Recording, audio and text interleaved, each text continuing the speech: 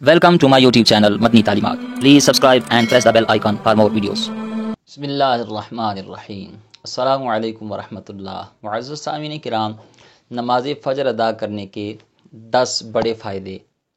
और ऐसे फ़ायदे हैं, अगर आप ये वीडियो पूरी देख लें तो ये फ़ायदे जानकर आप हैरान होंगे। और इंशाअल्लाह मैं अल्लाह की रहमत से पुरुम्मीद हूँ, अगर आप ये वीडियो पूरी देख लें तो अगर पहले आप कभी फ़जर की नमाज अदा करने में सुस्ती भी करते हों तो आज के बाद ये वीडियो देखने के बाद आपकी कोशिश होगी कि आप इंशाअल्लाह फ़जर की नमाज जो है वो उसमें सुस्ती नहीं करेंगे। आप ज़रूर कोशिश करके फ़जर की नमाज अदा किया करेंगे। अलार्म लगाएं या किसी तरीके से भी उठकर आप ज़रूर फ़जर की नमाज अदा करेंगे। ठीक है जी, ये इतने बड़े बड़े हैरान कुन फ़वाइद हैं नमाज फ़जर अदा करने के, और 10 हैं, 1 2 3 4 नहीं बल्कि 10 फ़ायदे। इसके अलावा भी बहुत सारे हैं, लेकिन मैं अपनी बिसात के मुताबिक आपके सामने जो चीज़ें रखने जा रहा हूँ आप सुनिएगा, आपका ईमान ताज़ा होगा। याद रखें, नमाज फ़जर जो है ना, इसमें पहले नंबर पर ये चीज़ ज़हन नशीन कर लें, सुस्ती करना बहुत ही ख़तरनाक है। बुखारी मुस्लिम में मिशकात में रिवायत मौजूद है, नबी करीम अलैहिस्सलाम ने इरशाद फरमाया कि यह हदीस शरीफ का मफ़हूम आपके सामने रख रहा हूँ कि फ़जर और इशा की नमाज मुनाफिक पर भारी होती है। और फरमाया अगर इन्हें फ़जर और इशा की अजर व सवाब का पता चल जाए तो ये नमाज फ़जर और इशा पढ़ने के लिए ज़रूर मस्जिद आएँ, खा इन्हें सुरीन के बल या घुटनों के बल चल के आना पड़े। देखें ना, बाकी नमाज़ों में फ़जर है, ज़ोहर, असर, मगरिब, इशा, ये जो 4 नमाज़ें हैं इनमें बंदा अक्सर जाग ही रहा होता है। ठीक है जी, लेकिन जो फ़जर की नमाज़ है इसमें बंदा सोया होता है। तो सो कर उठना, नींद कुर्बान करना, और फिर वैसे भी गर्मियों की वो छोटी छोटी रातें हैं, नींद पूरी नहीं होती, तो इस माहौल में यानी छोटी रात हो, नींद पूरी नहीं हुई और फिर बंदा नींद कुर्बान करे, बिस्तर छोड़े और नमाज फ़जर अदा करे, तो फिर जाहिर सी बात है अल्लाह ताला उसे बरक़ात भी अता फ़रमाएगा, उसे अजर भी अता फ़रमाएगा। और जो लोग उठते हैं फ़जर की नमाज के लिए, नमाज फ़जर अदा करते हैं, अब इसके फ़वाइद जानने आपका ईमान ताज़ा होगा। सबसे पहले हदीस, हुज़ूर अलैहिस्सलाम ने दुआ फरमाई और ये सुनन दारमी शरीफ में रिवायत मौजूद है। और दुआ क्या फरमाई, अल्लाहुम्मा बारिक लि उम्मती फ़ी बुकूरिहा, ऐ अल्लाह मेरी उम्मत के लिए सुबह सवेरे के वक्त में बरकत डाल दे। तो ये दुआ प्यारे आका मदीने वाले मुस्तफ़ा सल्लल्लाहु ताला अलैहि वसल्लम ने इरशाद फरमाई हमारे लिए कि मेरी उम्मत के लिए जो सुबह का वक्त है उसमें बरकत डाल दे। अब सियाबी रसूल हज़रत सखर रज़ी अल्लाह तआला फरमाते हैं, वो ताजर थे तो अपने नौकरों को सुबह फ़जर के वक्त ही रवाना करते थे। उसका फ़ायदा क्या हुआ?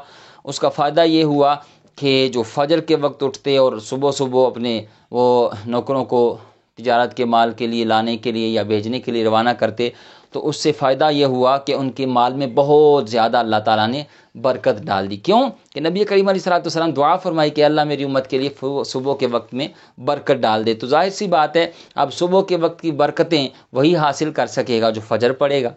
और अगर बंदा सोया रहे, जिसकी आँख ही 10 बजे खुले, हाँ जी, तो वो दिन भर की मुबारकात कैसे हासिल कर सकता है?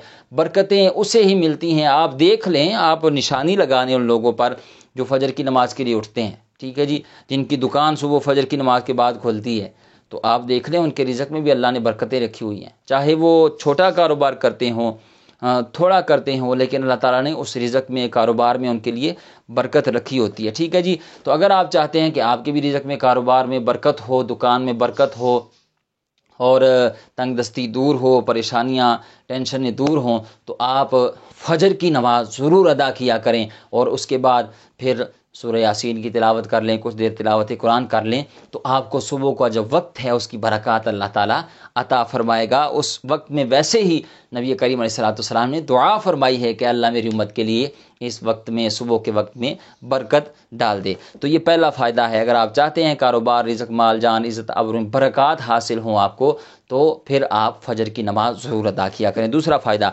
हज़रत अबू हुरैरा रज़ी अल्लाह तआला फरमाते हैं कि नबी मुकर्रम शफ़ी मुअज़्ज़म रहमत आलम सल्लल्लाहु तआला अलैहि वसल्लम ने इरशाद फरमाया, जो शख्स फ़जर की नमाज के बाद दिन के आगाज़ से पहले किसी काम में मशगूल हो, अल्लाह ताला उसे सारे दिन की कामयाबी अता फरमाता है। یعنی یہ جو فجر کی نماز ہے نا، جو بندہ اپنے دن کا آغاز فجر کی نماز سے کرے تو اللہ تعالیٰ اس کی برکات پھر یہ عطا فرماتا ہے، اس کے فوائد یہ ملتے ہیں کہ سارے دن کی اللہ تعالیٰ اسے کامیابیاں عطا فرماتا ہے۔ دن بھر کے جو بھی کام ہو اللہ تعالیٰ ان کاموں میں اسے کامیابی عطا فرماتا ہے۔ علیہ الصلوۃ والسلام جب کہیں لشکر روانہ کرتے تو صبح کے وقت روانہ کرتے، تو پھر اس کی برکات یہ ہوتی کہ اللہ تعالیٰ اس لشکر کو کامیابی عطا فرماتا۔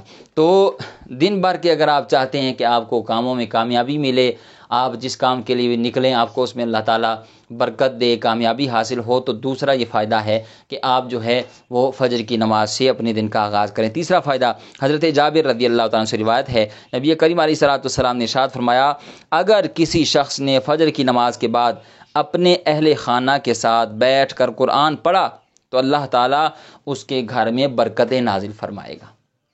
اگر آپ چاہتے ہیں کہ آپ کے گھر میں برکتیں نازل ہوں، اللہ تعالیٰ کی کرم نوازیاں ہوں، رحمتوں کا نزول ہو، برکتوں کا نزول ہو، تو پھر آپ صبح فجر کی نماز پڑھا کریں، اپنے بچوں کو بٹھا کے سورہ یاسین کی تلاوت کیا کریں، گھر والوں کے ساتھ بیٹھ کر کچھ آیات قرآن پاک کی تلاوت کیا کریں، اپنے دن کا آغاز فجر سے کریں، پھر کچھ دیر قرآن کی تلاوت کریں، پھر اپنا کام کاج کریں، تو پھر دیکھیں اللہ تعالیٰ کتنی کرم نوازیاں فرماتا ہے، آپ کے گھر میں اللہ تعالیٰ کی برکتوں رحمتوں کا نزول ہوگا۔ ٹھیک ہے جی۔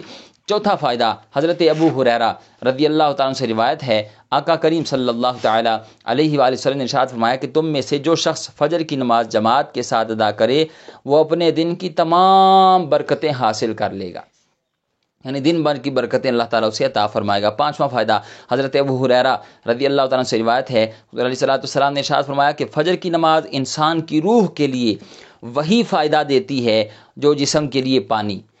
اب آپ خود اندازہ لگا لیں کہ فجر کی نماز کی اہمیت کیا ہے۔ جس طرح پانی کے بغیر جسم زندہ نہیں رہتا، اسی طرح جو بندے کی روحانیت ہے، ایمانی قوت ہے اور دیگر جو برکات ہیں وہ فجر کی نماز کے بغیر حاصل نہیں ہو سکتی۔ اگر آپ چاہتے ہیں کہ روحانی معاملات ہیں اور دیگر برکات ہیں وہ آپ کو حاصل ہوں تو اپنے دن کا آغاز پھر آپ فجر سے کیا کریں۔ چھٹا فائدہ حضرت جابر رضی اللہ تعالیٰ عنہ سے روایت ہے، نبی کریم علیہ الصلوۃ والسلام نے ارشاد فرمایا، جو شخص فجر کی نماز پڑھے گا وہ دن بھر کے تمام گناہوں سے محفوظ رہے گا، اللہ تعالیٰ اس پر کرم فرمائے گا، اسے گناہوں سے بچائے گا۔ جو بندہ فجر کی نماز سے اپنے دن کا آغاز کرتا ہے تو دن بھر کے گناہوں سے اللہ تعالیٰ اس کی حفاظت فرماتا ہے۔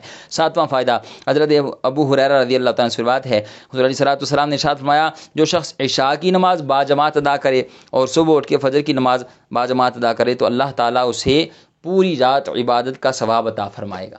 یعنی عشاء کی نماز باجماعت ادا کریں، پھر فجر کی نماز باجماعت ادا کریں تو اللہ تعالیٰ اسے وہ ساری رات سویا بھی رہے گا، لیکن اللہ تعالیٰ فجر اور عشاء باجماعت ادا کرنے پر ساری رات وہ عبادت میں گزارنے کا وہ اللہ تعالیٰ اسے اجر عطا فرمائے گا۔ تو یہ کتنا بڑا فائدہ ہے۔ خواتین ہیں وہ تو چونکہ گھر میں ہی نماز پڑھیں گی تو آپ عشاء کی نماز پڑھیں اور گھر میں ہی فجر کی پڑھیں تو اللہ تعالیٰ آپ کو یہ اجر عطا فرمائے گا۔ مرد حضرات جو ہیں وہ مساجد میں جا کر باجماعت عشاء اور فجر پڑھیں تو اللہ تعالیٰ آپ سوئے رہیں گے، اللہ تعالیٰ آپ کو سونے پر بھی عبادت کا ثواب عطا فرمائے گا۔ آٹھواں فائدہ حضرت جابر رضی اللہ تعالیٰ عنہ سے روایت ہے، نبی کریم علیہ الصلوۃ والسلام نے ارشاد فرمایا، جو شخص فجر کی نماز جماعت کے ساتھ پڑھے اس کے لیے اللہ تعالیٰ کی طرف سے ایک وعدہ ہے، وہ دن بھر کی پریشانیوں اور فتنوں سے محفوظ رہے گا۔